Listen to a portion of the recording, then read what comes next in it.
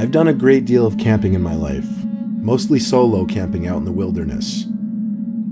Everyone who takes the hobby as seriously as me knows the potential dangers that come along with it. However, there was one thing that happened on a camping trip that I never anticipated.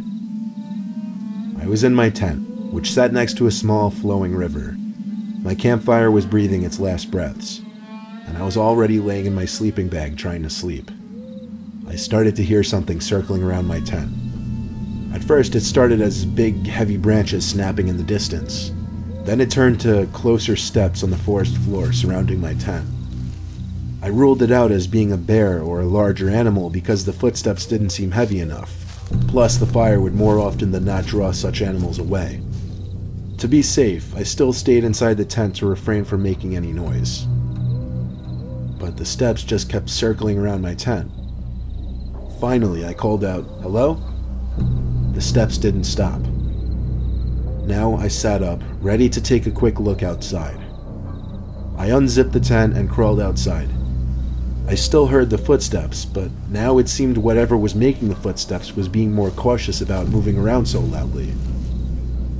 I looked out into the darkness of the forest in the direction the steps were coming from, and very briefly I saw a light. Not just any kind of light, though. It was undeniably a phone screen. It turned off as quickly as it came on. Now I knew there was a person out there circling my campsite. I had already called to them and they didn't respond to me, so that was a very bad sign. Despite my experience in camping and wilderness, I'd never been stalked by a human before, and I wasn't comfortable there anymore. I have a license to carry a sidearm, however, and I always bring it with me when I go camping. I felt it was an appropriate time to pull that out from my bag. I started to pack my things as fast as possible. I can't begin to explain how scared I was as I packed up my sleeping bag and tent. I found myself turning around every few seconds to make sure someone wasn't sneaking up on me. Maybe I wouldn't have been so scared if the footsteps around my camp didn't keep going. When everything was packed, I didn't try to hide the fact that I was sprinting back to my car, which wasn't parked far away. I threw my stuff in the back seat and hopped in, locking the door first thing.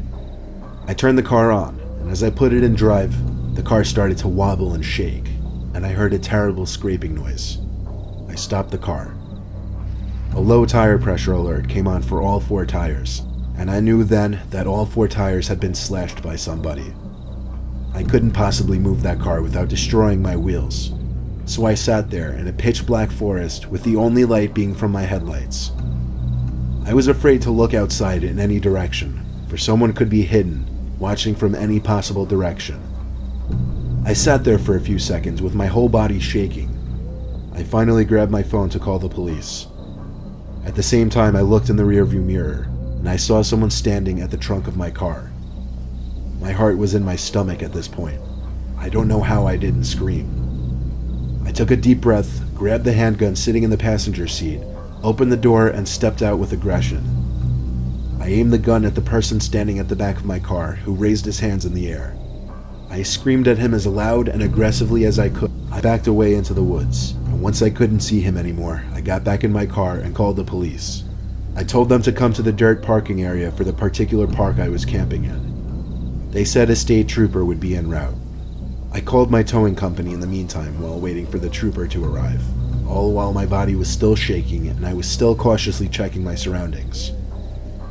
I never appreciated seeing a police car more than when the trooper pulled into the small dirt lot with his lights on, and I finally felt safe to get out from my car. The tow truck came 20 minutes later, and my car was towed to a repair shop. I slept in my car overnight, and first thing in the morning, my tires were replaced. This never stopped me from continuing camping.